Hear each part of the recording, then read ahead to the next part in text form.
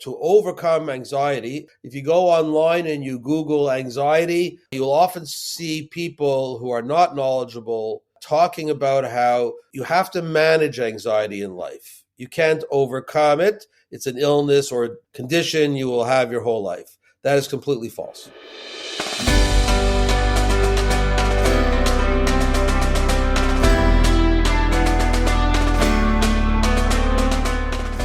Hey, I'm Esther, and you are listening to On Your Own, the podcast for Jewish girls living away from home. Each week, we bring you an inspiring person or message to help you confidently navigate life on your own, so you can achieve real growth and independence and take ownership of this foundational stage of your life. For additional resources, tips, and to stay up to date on future episodes, sign up for the On Your Own newsletter, linked below in the description. Looking forward to spending some time with you today. And now, to this week's episode.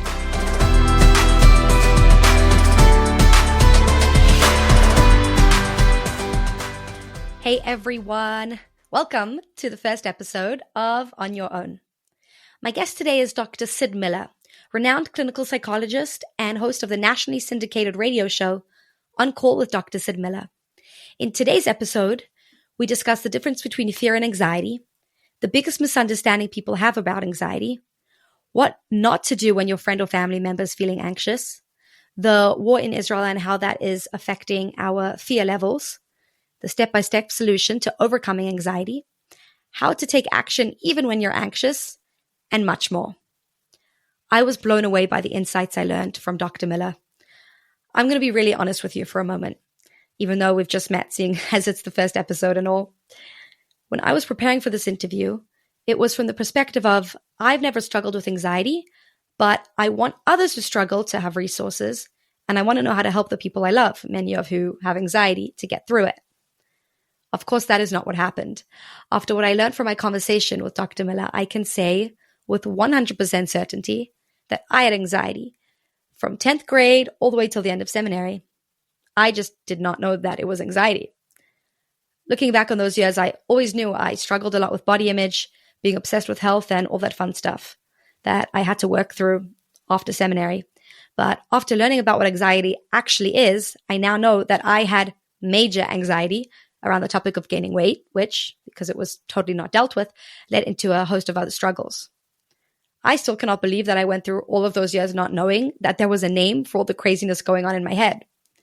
It's my hope that this episode will be as enlightening to you as it was to me, and that you should also find it practical, because Dr. Miller walks us through how he coaches his very own patients to overcome their anxiety. That's as practical as it gets, isn't it?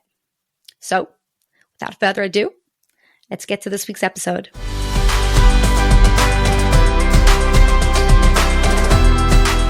What is the difference between being afraid of something that's scaring you in the moment and having anxiety?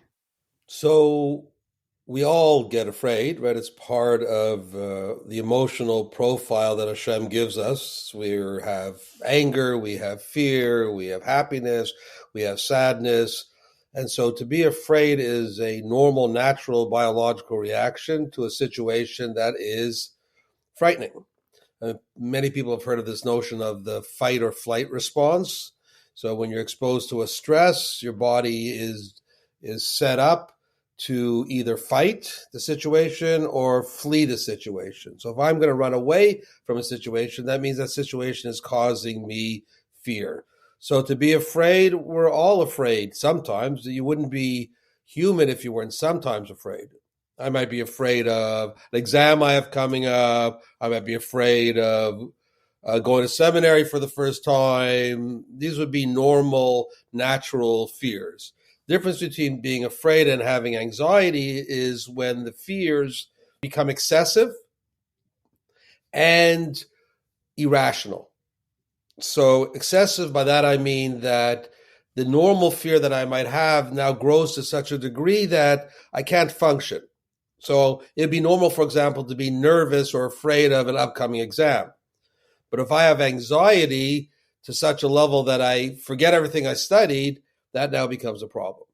So we all have fear. In psychology, we tend to use the word anxiety to describe more excessive fear and also unrealistic fear. The big problem with anxiety or anxiety disorders, and by the way, I should mention that even though anxiety disorders already represent a third of the population has a diagnosable anxiety disorder, lechatchila, right? Uh, Wow. but yeah, a lot. It's very, very common. But that's only diagnosable anxiety. If you look at people who wouldn't meet the criteria for diagnosis, but are still very, very anxious to the point that it's disrupting their lives, that's probably another third of the population. So the world, we are awash in people who are suffering from anxiety. And one of the things with anxiety, to get back to its differentiation from fear, we tend to use fear for rational things. It's logical to be afraid of or to be nervous about an upcoming exam. But when we talk about anxiety or anxiety disorders, what we're afraid of is things that are not rational, that are not Mm. even happening, that in all likelihood would never happen. So we spend a lot of our time frightened, or again, to use the proper word, anxious about things that will never happen. It's what we call anticipatory anxiety, the worry about something that could happen in the future, but won't. Also, we should understand that in the literature and in normal talking, these words are often used interchangeably. So I'm very anxious could be used for I'm very afraid. I'm just trying to make a distinction between the fact that we all have some fear sometimes. It's part of being human. But when it becomes problematic is when it interferes with my ability to function. And in those cases, it's most typically fears of something that will never happen. Even most of the simple fears we have. I'm afraid I'll fail an exam. I'm not afraid of the exam to the point that I won't be able to write the exam. But since I've never failed an exam in my whole life, let's say, that fear is irrational. So you could almost say that all anxieties are irrational, and that, yes, we have a world where, to varying degrees, people will regularly experience fears of things that will never happen. In fact, most fears, reality, are not about actual things. Actual things we deal with. If I failed the exam, I'll deal with that. It's what if I failed the exam? I haven't even written the exam yet, and I'm already afraid of it. So, for the purposes of our talk, we might want to think of anxiety as fear of things that will never happen. Interesting, because even fear of things that haven't yet happened, it hasn't happened yet. So technically, why are you afraid of it? Right. And since nobody that we know of today is a Navi, Right. right? There's no prophets. So we can't see the future, Right. right? We're not supposed to go to fortune tellers. That's avodah zarah, right? So no one can actually see the future. Mm-hmm. But yet we are afraid of all these ideas we get in our head about the future. And you can have significant amount of distress. I work with people all the time who have an enormous amount of distress to the point that they can't function well in life, can't hold a job, can't sustain a relationship, can't be on their own, all because are constantly running to doctors, all because of fears of things that have not happened. Wow. To tell you a story, years ago on a radio show that I had for a bunch of years, I had this lady. She came on the air and she said, "I need help because I'm very frightened. I'm very anxious about my children's health." Okay, so I said to her, "Okay, what's your story?" She goes, "Well, I have two boys. One's 18 and one's 20, and I'm very worried about their health."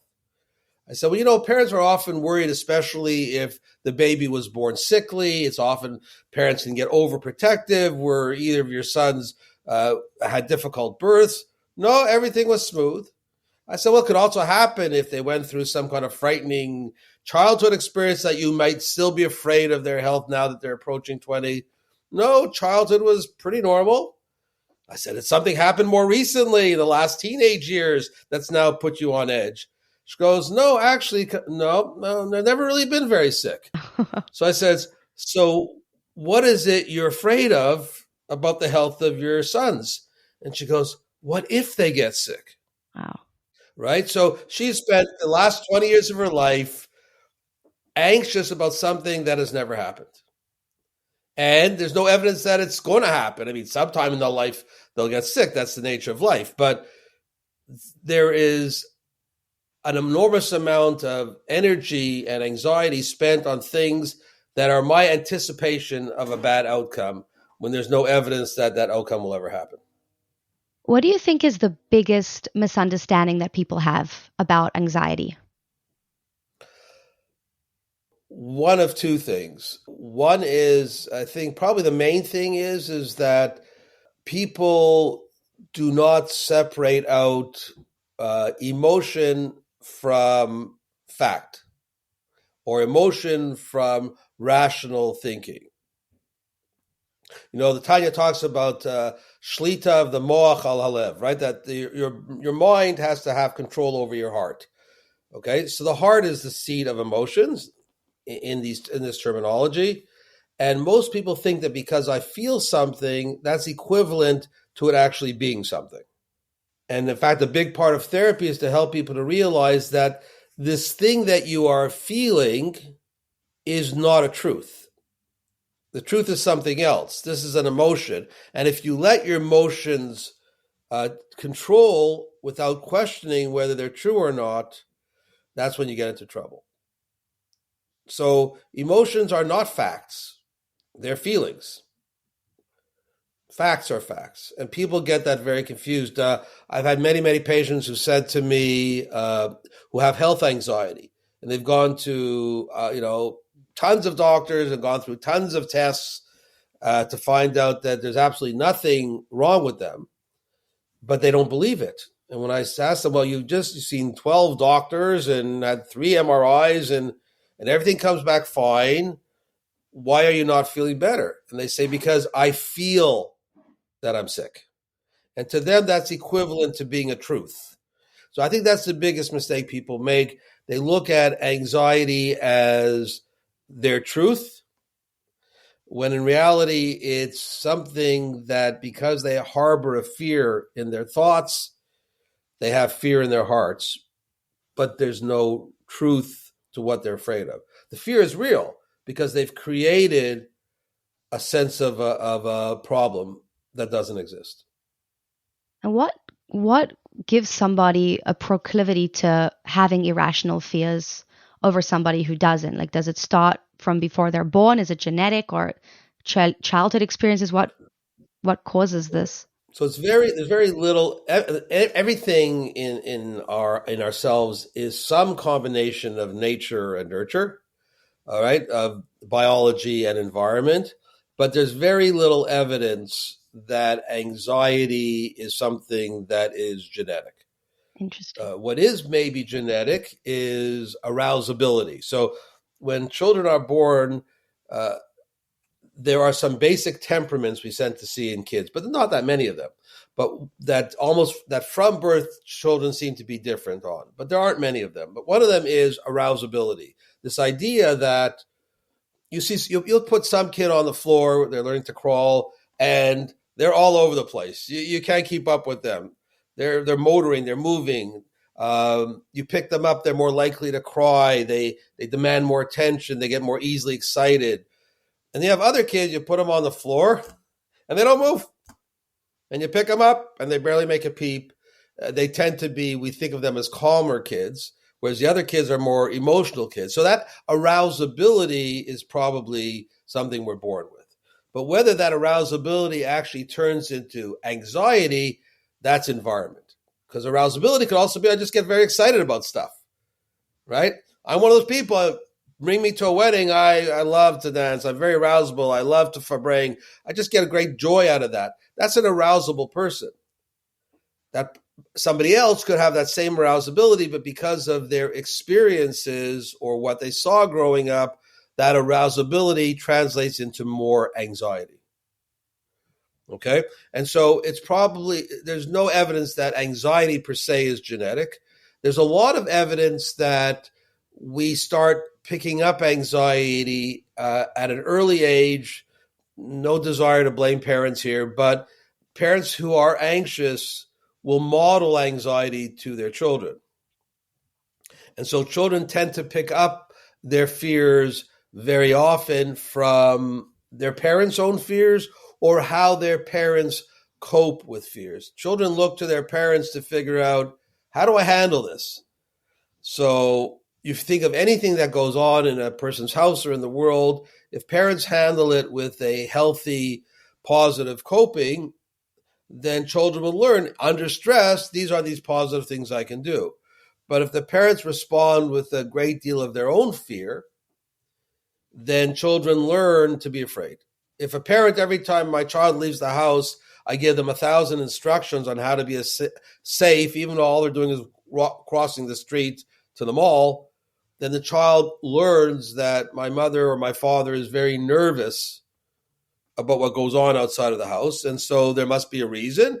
And so I learned to be nervous as well. So that's largely where it develops from. It could come later. If you go through a trauma, then one of the consequences of trauma is developing of anxiety. But most typically, most people who have anxiety have never actually experienced any of the things they're afraid of. But what they've seen is their parents' fear. And I'm not blaming the parents, because the parents have no intention to do this, of course. And very often parents make a great deal of effort. I see it every day from people I work with who have young children who will tell me, the last thing I want to do is to show my child this because I don't want them to end up having all the anxiety I have. But unfortunately, kids are very observant and very sophisticated at their level. And as much as you try to hide it, if you are it, they will perceive it. And then you have the interaction. So I could have two kids. One has a calm temperament. One has a more arousable temperament. I'm an anxious parent. My calm kid may not take up much of that because they're generally calm. They don't get excited. But my excited kid, most likely is that excitement is going to turn into anxiety as they perceive me being anxious as well. How can we model coping mechanisms for the kids, but for ourselves once we've grown up, from what you spoke about of separating the truth from the feeling? Because Right. How do we learn that? So therapy is all about that, but you don't have to go to therapy to learn about it. The truth is, if you want to do well as a parent for your child in relationship to anxiety, faking it doesn't work. So you can't say, I'm really nervous, but in front of my kid, I'm going to look like I'm really calm, because they see right through that. So you really have to develop your own skills. And it's interesting, when I work with little children with anxiety, very often the parents sit in because the child doesn't want to be alone at first with the therapist, or the child just feels more comfortable with the parent there. But almost always, as we're sitting and starting to work with the child, the parents saying things like, "Wow, this is me. I have the same problem. How could I do this? And how could I use that? And I understand why my son or my daughter's like this, because I'm like this." And so the best way as parents would be to be able to understand that if you do have a tendency towards anxiety, what do I need to do to overcome my anxiety, so that I'm not presenting a fake model to my children. I'm actually presenting a coping model. This is when I have some situation that frightens me. This is how I deal with it. This is how I make it better. And it's the truth for all anxiety is, you really, if you are anxious, you have to ask yourself, what is it I'm afraid of? First of all, people will sometimes come in and they say, I have a lot of anxiety. And I say, what are you anxious about? And it's not unusual for someone to say, I don't know, because they're what they're doing is they're absorbed in their own emotion, but they're not. And remember, we said that a lot of people confuse their emotion for what's really happening, when in reality, their emotion is coming about because of my thought. So I'll give a simple example. Let's say I have a stomach ache, so that's the situation. And I tell you, Esther, I'm very nervous because I have a stomach ache. That would be a misrepresentation of what's really going on. The reality is the stomach ache isn't causing me anxiety. It's my interpretation of what the stomach ache means. So if I think the stomach ache is some horrible disease, what if I have this horrible stomach disease? Then of course I'm going to be anxious. If I say, I have a stomach ache because I ate too much chulin on lunch on Shabbos, I'm not going to have anxiety. if someone says to me, congratulations, you won 2 tickets to fly to Disney World, let's say, right? If I interpret flying somewhere as this wonderful adventure, I'm not going to have anxiety, of course.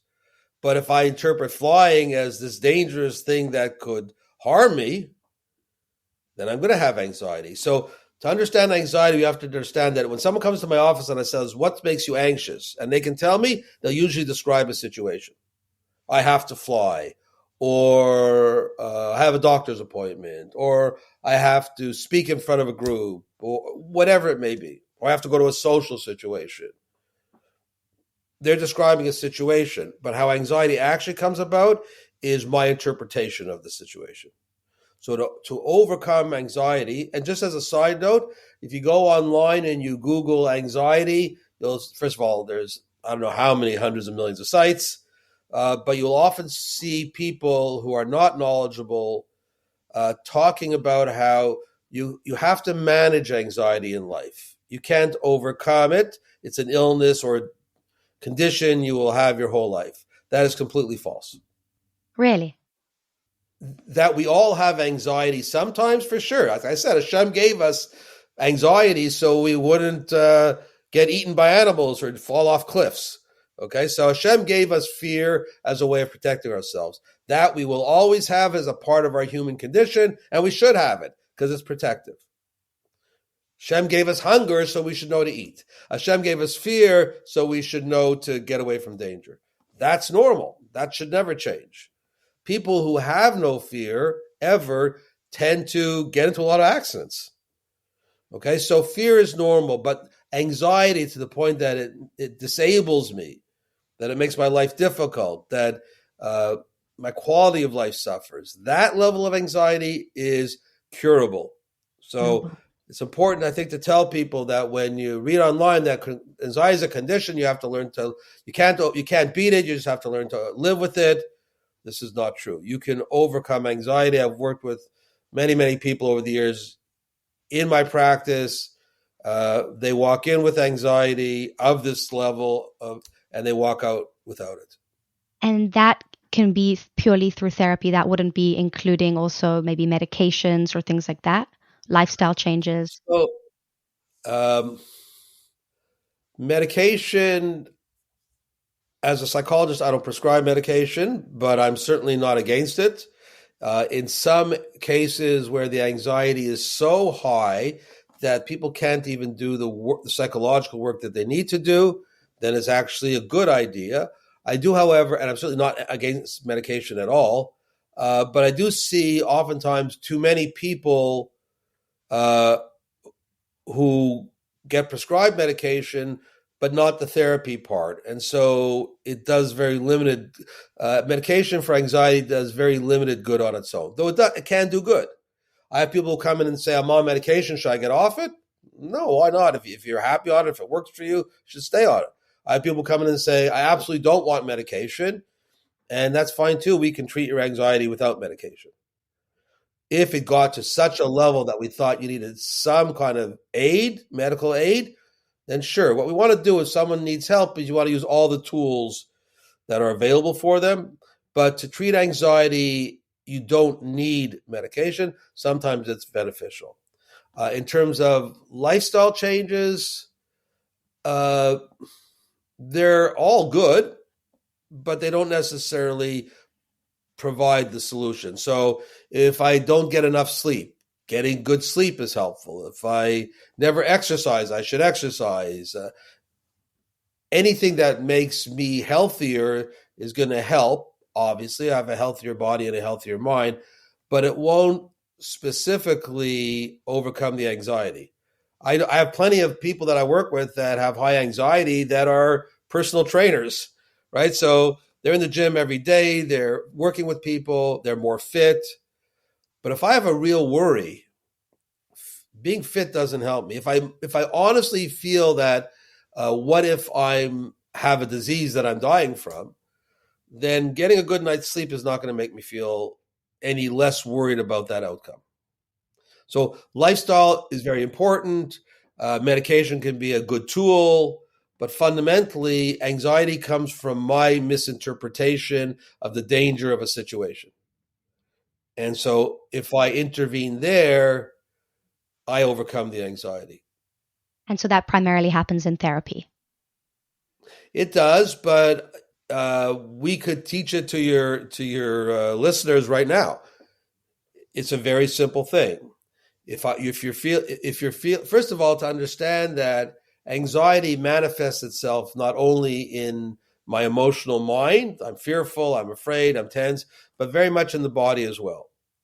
So pretty well everything your body does, anxiety can trigger. So anxiety can make your heart beat faster, can cause stomach aches, backaches, headaches, you name it. Anxiety can trigger that and always does. So when people get anxious, they're not only feeling afraid, they're going to also feel some level, and in some people's cases, a lot of physical events as well. That's what a panic attack is. It's when your anxiety manifests itself in a very strong way within your body. Okay? So if I know that I'm anxious, then the first question I really have to ask myself is, as I said before, what am I anxious about? And if I say I'm anxious about my presentation I'm anxious about my exam next week, that's not really the truth. The truth is that my interpretation, I'm always trying to understand what's the fear thing I'm saying. Why are you nervous? I have an exam next week. Okay. I could show you someone else who has an exam next week. They're not nervous. So why are you nervous? I'm afraid I'm going to fail. So there you have the thought. Once you have the fear thought, that's what you want to key in on. What is it that I'm afraid of? And go beyond the event, but much more so, in fact, completely so, what is my interpretation of this event? Do I see it as dangerous?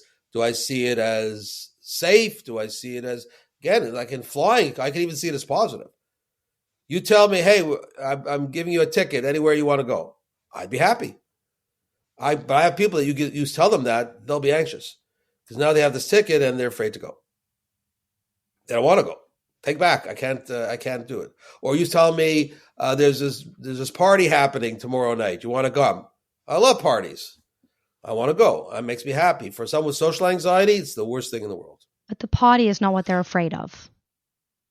No, it's their interpretation of what that party is going to mean, which in the case of social anxiety means I'm going to go there, everybody's going to look at me, they're going to judge me, I'm going to blush, I'm going to not say anything, they're going to think I'm stupid, I'm going to open my mouth and I'm going to say it doesn't make sense, or no one will want to talk to me. So in the case of social anxiety, the social situation I interpreted as very dangerous because there's going to be all this judgment against me. So the party is the party. If I like parties, it's a positive event. If I'm afraid of judgment, it's an anxiety-provoking event. So to deal with anxiety, the first thing you want to do, and this, I know you do a lot of work with young women who are going out on their own the first time at younger ages, the unknown can be frightening, right? But if they say to you, what am I anxious about? I'm anxious about being in a new city. You want to dig a little deeper. You want to go, what is it about being in a new city that you would find frightening? And they may say something like, well, what if something happens and my parents are far away? So it's really not the city. The city is just a place. It's how they interpret what that experience is going to be. So once you know what the fear is, then you have to ask yourself, is it actually happening or not? So to take our example, I'm afraid that if I get sick or something happens, my parents won't be there. So is that actually true? Is that actually happening? Is something actually wrong? When you say happening, you mean right now? Like in this moment? Now, in the moment that I'm feeling anxiety, is this thing actually happening? I will tell you that in my whole career, I have to say probably never, but maybe there was one exception, ever seen something that someone is afraid of actually happen. Wow.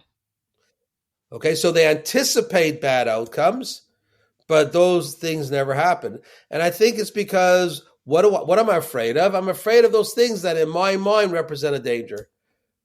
But there's no weight on these things. They're not actually happening. When things are actually happening, our response is different. With the war going on now, I was getting all afraid because I was hearing the sirens. What if a bomb lands? And my husband said, if a bomb landed, you wouldn't know about it. You'd be dead, so you don't have to worry. Right. So that's a different approach. He's right, of course, but it's a different approach. The other thing you could say, so in the war right now, it's a more nuanced way we have to look at it. Yeah. So, is there a danger? Yes, there is. But if my thought is, what if a bomb lands on our house? From an anxiety treatment perspective, what you would say is there is a risk because here there is a truth to it. Okay. But is it actually happening? No, it is not. So we'll take precautions, but I don't have to live in the fear of something that has not yet happened. But again, it's a different reality right now because the danger is real. But there are people right now outside of Israel, I know I see it in some of my patients, who are carrying the same fear as if they were in Israel. And then you can more safely say that, is there any evidence of what you fear? Is it actually happening in your environment? And it's not. And so there you could say the fear is irrational, but it's not irrational in Israel. So you have to be a little more careful. The fear is very, very real and possible and has happened to people. But right now where I am I still okay? I'm still okay. So let's take the precautions for what the reality is. That's the problem-solving part, but not catastrophize something that is not yet, and God willing will never be, something that I will have to deal with. But overall, if we take it outside of the tragedy of war, the things we're afraid of don't happen. And so if I can tell myself, I'm afraid, what if I'm sick and my parents aren't there? Are you sick? No. So do you have any plans to get sick? Obviously not. So you're worrying about something that is not happening and will likely never happen.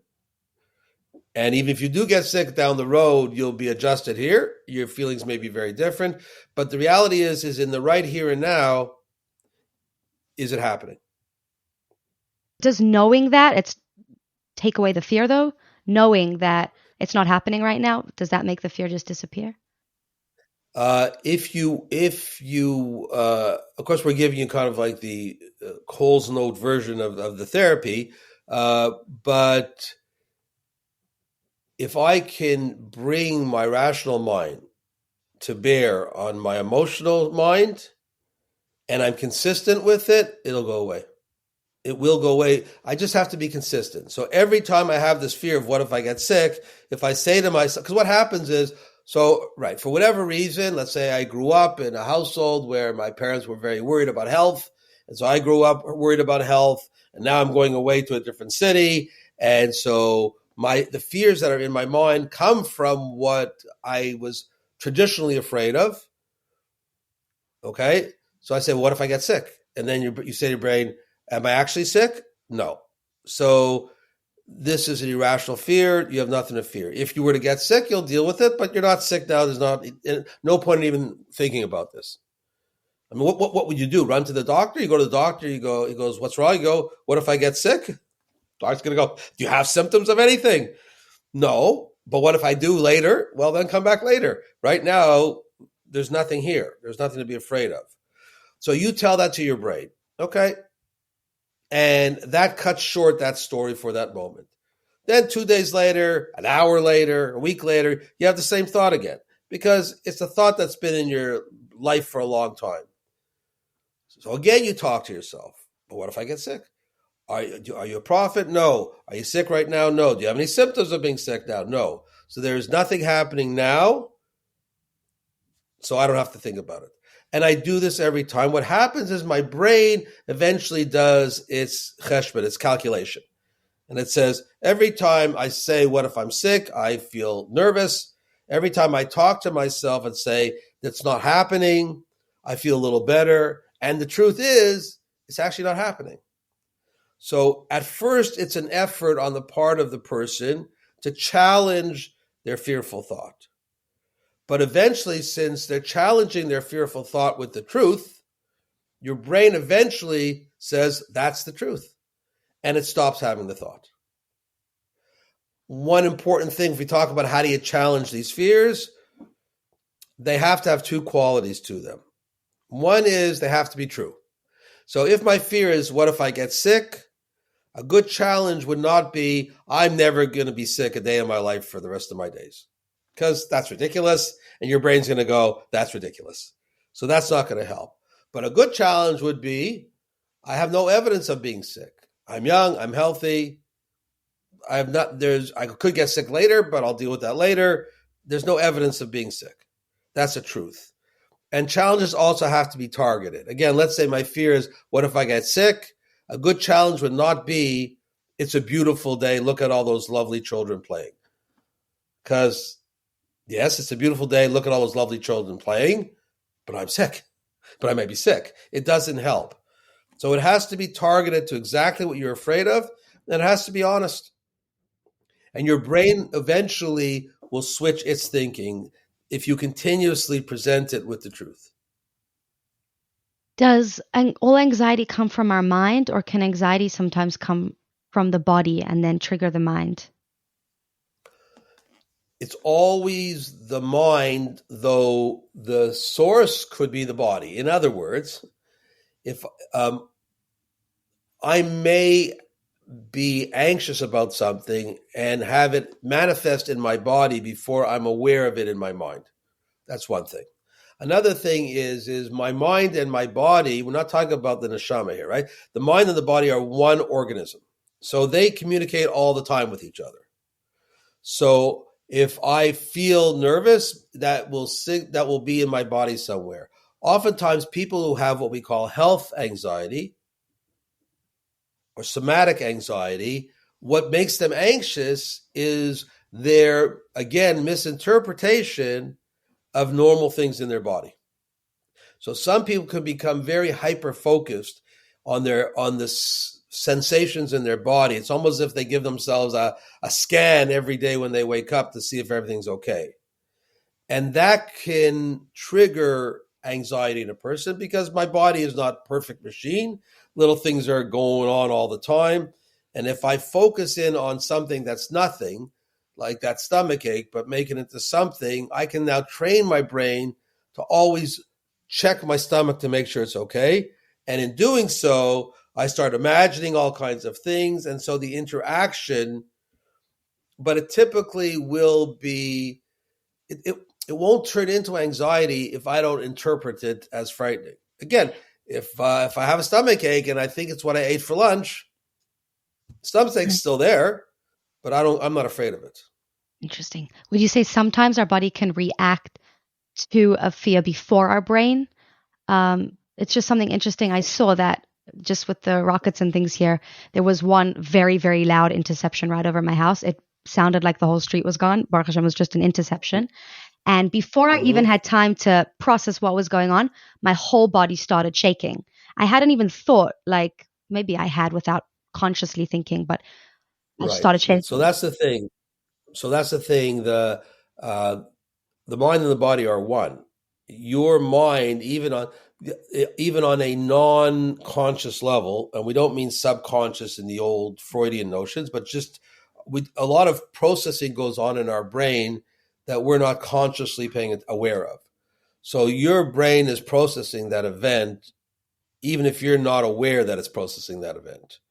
And then it's signaling your body, because that's the classic fight or flight. There's a danger, and your body reacts. And in potentially traumatic situations like you're talking about, the body will literally react within a millisecond to move, to do something. My brain may not catch on to the thought that triggered that. But if you weren't in the circumstances you're in and you heard a loud noise, your brain may not immediately go to this is danger. It may go, I wonder what that is. In the circumstances that you find yourself, your brain knows what that is. And so it immediately triggers. And think about it. It's a good thing because what it does is it immediately triggers your body to react, which mamash may really need to react. Yeah. Yeah. So there's something interesting I've noticed with anxiety, that sometimes the thing that you're very anxious about requires action. So for example, I'm moving to a new city. I'm anxious about it, but I also need to find myself an apartment. I need to figure out my situation there. But the anxiety kind of freezes you. And then because you haven't taken action, that fear becomes even more like, I'm moving to a new city and I don't have an apartment. And then you become even more afraid and it freezes you even more. And it looks like it kind of makes a cycle. So how can we take positive action when we feel anxious instead of freezing and making it even worse? So again, if you're able to say, what am I anxious about? Like, I'm moving to this new place and I'm so nervous, I can't function. I can't find the apartment. I can't even get out of bed to look in the newspaper or look online. This is because at that point, the anxiety has become overwhelming and it really very much takes over much of my processing. Anxiety, when it's very high, uh, takes over most of my brain power at that moment. And I don't really have a lot of brain capacity for much else. So again, if I start off with saying, okay, what am I anxious about? Sometimes people aren't even aware and never become aware. I can't ever really pinpoint it. But the fact that I tell myself, what am I anxious about, automatically breaks the anxiety to some extent. Because what I'm doing is I'm saying, here I am, the anxious person. Pause. Let me look at myself, the anxious person.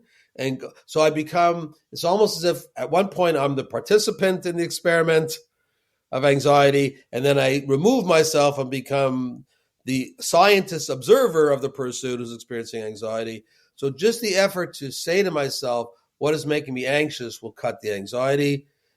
Identifying what's making me anxious can eliminate the anxiety, and that will free me up to be able to act.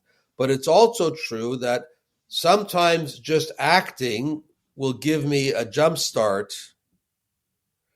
to overcome my anxiety. But I need ultimately to know what I'm afraid of, or it won't go away. What effect does seeing terrible things that would be anxiety inducing happening to other people have on us? For example, reading news about things that are happening negatively to other people or seeing things on social media.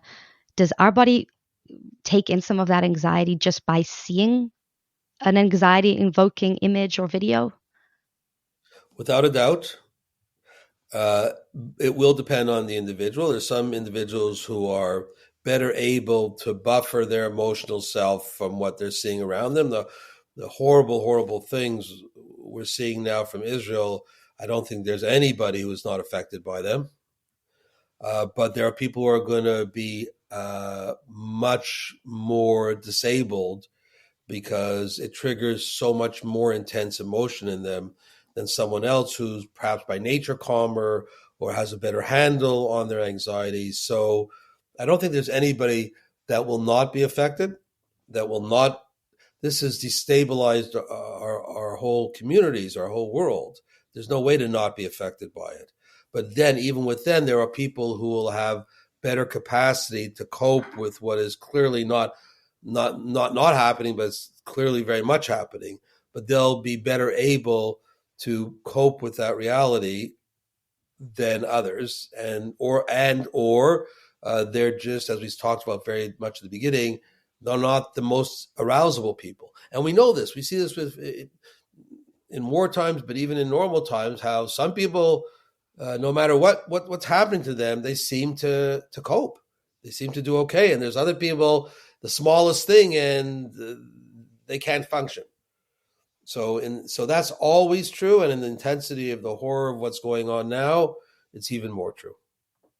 What advantage do you think people who either are right now dealing with anxiety or who have overcome anxiety have over people who are less arousable, as you mentioned? So there's no necessary, again, the arousability aspect, not the anxiety part, the arousability part by itself has certainly some advantages, right? If I'm the type of person who's very placid and never get excited about anything, I may not work as hard to achieve things in life. I may not certainly enjoy life as someone who gets more passionate about things. Uh, so someone who's arousable on some level is engaging in life more. Hmm. But once it turns to anxiety, there's no benefit.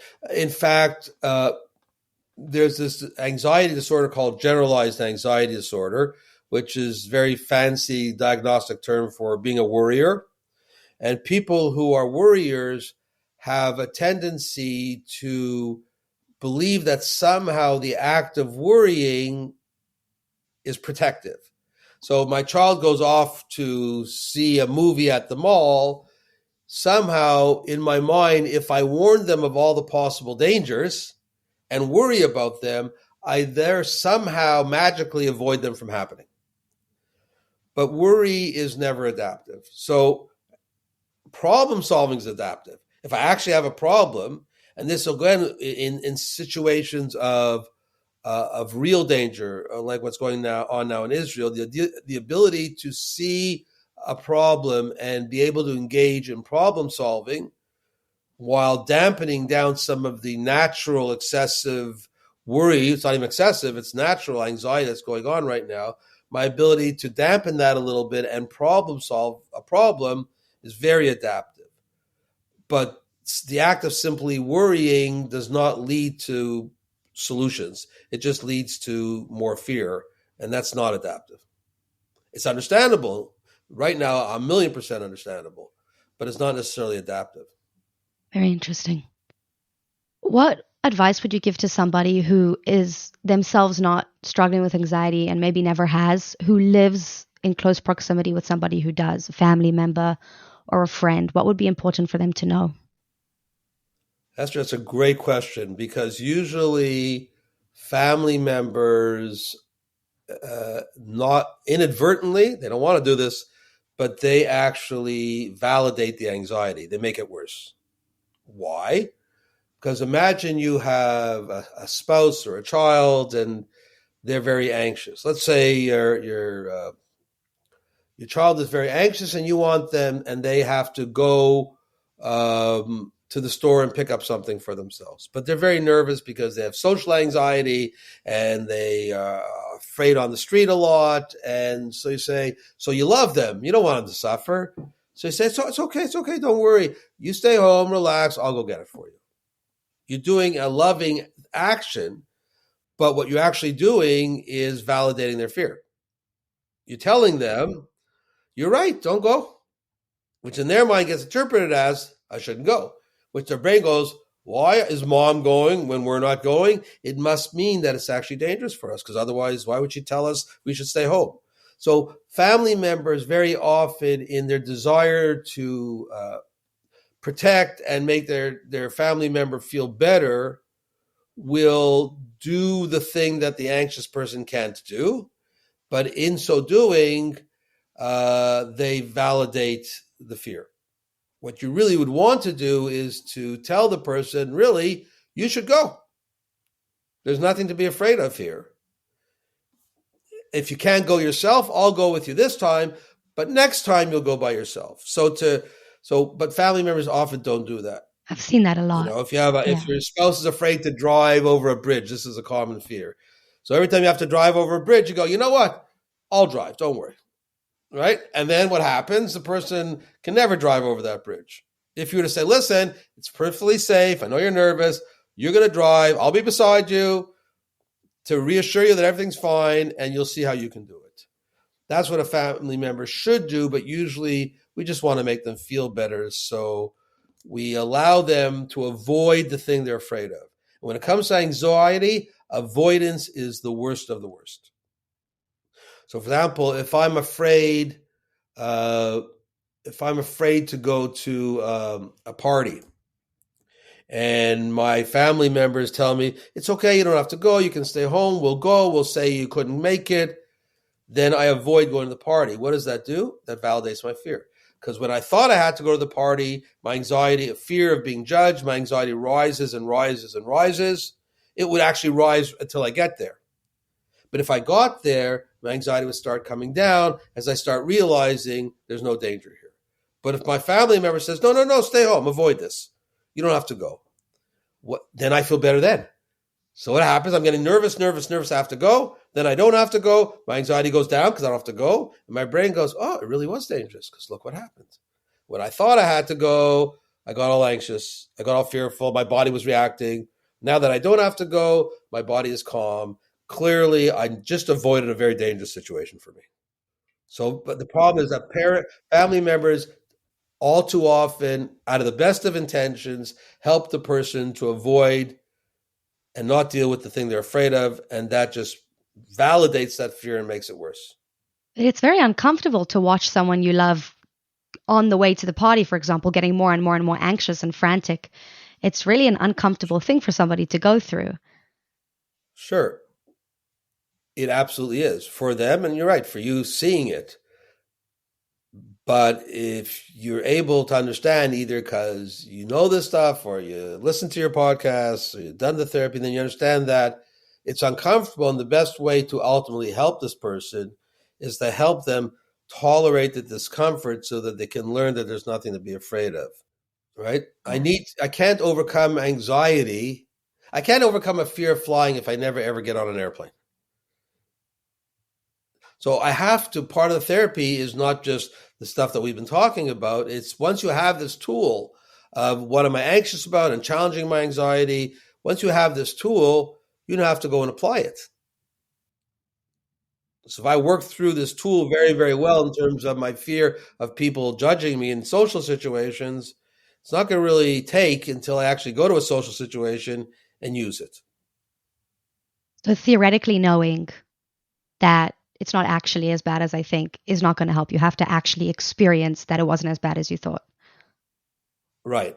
We can borrow a term, an old psychodynamic term, even though this is not that type of therapy, which is you need a corrective emotional experience. You need to go into a situation that used to make you afraid, go in there, work through your anxiety and have it start going down.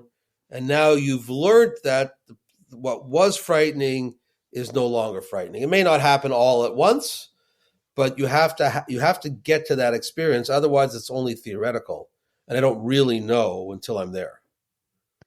So good therapy involves giving a person all these tools that we're talking about, and then helping them to go into those situations that they've been previously avoided. Very often slowly. So if I'm afraid of a party, maybe my first experience out shouldn't be a party of 1,000 people. Maybe it's a gathering of 3 people, because that's not so bad.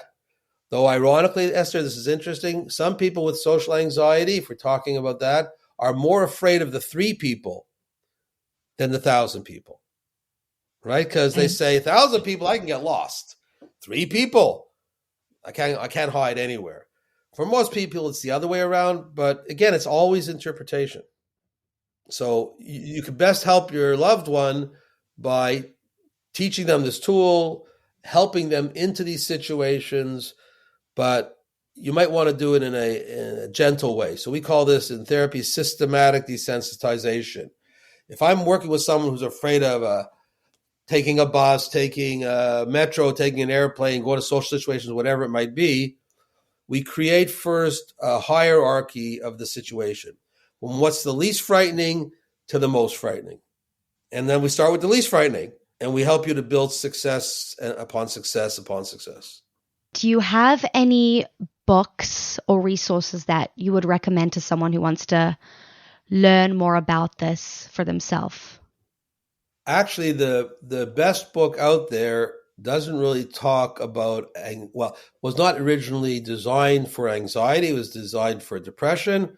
but there's a lot of overlap, and now the more modern versions of it are depression and anxiety. And really what it talks about is very much these techniques that we've been talking about, and gives all kinds of exercises and ways to work through it all. It's called The New Mood Therapy by Dr. Burns, Burns. It's very, very good because it's very tachlit oriented too. It's very practical. So that's a great book to use. I often even use it with people that I'm working with. It gives good exercises. Books are great. I will say, however, that any book that takes on a cognitive behavioral therapy approach to dealing with anxiety, or one of the offshoots of cognitive behavior therapy. There's something called dialectical behavior therapy. There's mindfulness is an offshoot of cognitive behavior therapy. Any book that uses that approach will be helpful. The limitation for books, though, is that they can't check in with them how you're doing.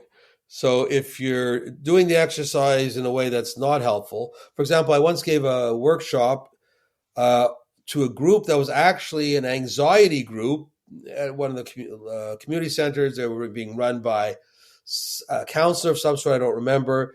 And I came to give a talk on exactly what we're talking about.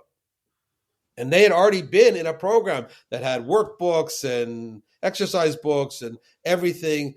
And I went through the whole thing as I'm telling you, the challenging. And now the whole thing with challenging your fear is you actually have to do it in the moment it's happening, not later. Okay, it doesn't help later. And I went through this whole thing, and one point towards the end of my whole presentation, someone had put their hand up and said, yeah, this is what we've been taught, but it doesn't work. And I said, well, that's odd, because this like always works. I mean, Esther, I even tell my patients, when you come in with anxiety, you do exactly what I tell you to do, I'll give you a money back guarantee. Wow. I've never had to give the money back, thank God, because they get helped. So I said, it has to work. It always works.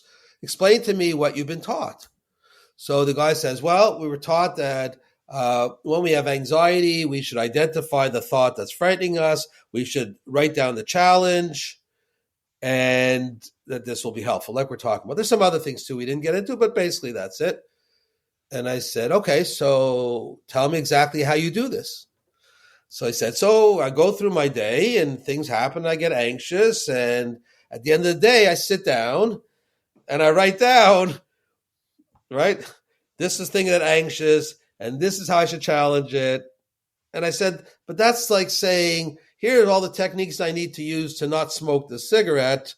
I'm going to use them after I finish the cigarette, right? Your day, the experience is over. How could going back on it hours later give you a corrective emotional experience? So the problem with self-help books is that we don't always read them with the full understanding of what we need. But I would say that for a lot of people whose anxieties are relatively modest, it may give you all the tools you need. But if it's someone with higher anxiety, self-help books are not going. It's doubtful they'll be enough. You really want to get it. And the beauty of this type of therapy also, I think is worth pointing out to people, it's not years of therapy. It's when people come in and say, how long is this going to take? I said, listen, I can't tell you exactly, but let's guesstimate 12 to 14 to 16 sessions. That's it. That's it. Now, people often stay on because the anxiety is also led to other things. But if you were to look up what are manualized treatment approaches for anxiety, where it's step by step by step, they're usually 12 to 16 sessions. Now, that doesn't mean the person may not need to do more work on it on their own, or with the help of therapy, or in a more delayed. People will come in for the first sessions, and then maybe they'll come for 2 weeks later, and then 3 weeks later, and then so you can gradually. But to learn how to do it well, and even more so, if people say, well, when will I start to see benefits? I say within the first 4 sessions. By the 4th session, if we don't see anything, it may not be huge, but if in the first 4 sessions we don't see anything, I'm your therapist and I'm doing something wrong. Because if you do exactly what I say, you'll start seeing the benefits. So the other beauty of doing this, whether you do it with a therapist or on your own, is the results are, if you do it as one should, the results are almost immediate. What is the name of this type of therapy? So if someone's looking to find a therapist who works with this type of treatment. Cognitive behavior therapy. Okay. So you're working on the thoughts and the behaviors that lead to, so the thoughts are all these thoughts that I have that are making myself anxious. How do I challenge them? I have to work on the behaviors, so I'm not avoiding, so I'm engaging in things that help to it's that like idea of you can't just talk the talk, you got to walk the walk. So I can't just say it's not dangerous, but still avoid it. My brain's going to go, he's saying one thing, but he's doing another, and we're going to follow what he's doing. So it's called cognitive behavior therapy. As I said, that's the original version. There's others called dialectical behavior therapy that's used more these days for addiction, but it comes out from that same area, or people who are suffering from more intense emotional regulation, personality issues. And I think that's very popular right now is something called mindfulness, which also has a meditation component to it, but is also founded in cognitive behavior therapy as well. So you want to look for someone, if it's anxiety, both the American Psychological Association and Canadian Psychological Association have identified cognitive behavior therapy as the treatment of choice for anxiety. And there's a lot of science behind it, which if you want to be scientific about it and medical about it, there's a lot of research supporting the efficacy of cognitive behavior therapy for anxiety. Dr. Miller, thank you so much. It's been my pleasure. And atzlacha in all you're doing. Thank you. Thank you for listening to this week's episode of On Your Own. If you like this episode or think it will be useful to someone else, please leave us a review wherever you listen to podcasts. I would love to connect with you. If you've got any questions, feedback, or ideas for future episodes, you can email me at onyourownpodcast@gmail.com. See you next week. And in the meantime, happy adulting.